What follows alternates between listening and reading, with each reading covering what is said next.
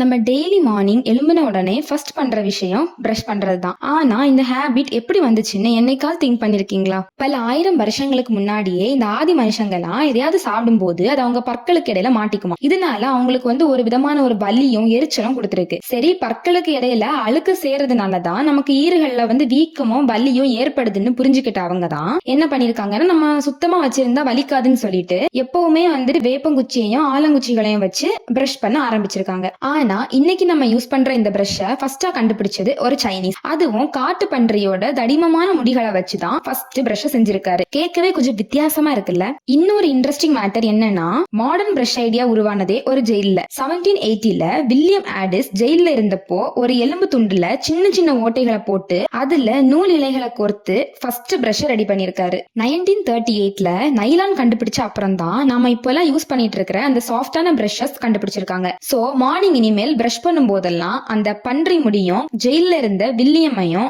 1 minute நினைச்சு பாருங்க. இந்த வீடியோ யூஸ்ஃபுல்லா இருந்துச்சுன்னா உங்க ஃப்ரெண்ட்ஸ் அண்ட் ஃபேமிலிஸ்க்கு ஷேர் பண்ண மறந்துடாதீங்க. இது போல இன்ட்ரெஸ்டிங் வீடியோஸ்க்கு சேனலை சப்ஸ்கிரைப் பண்ணிருங்க. நெக்ஸ்ட் வீடியோல மீட் பண்ணலாம். பாய்.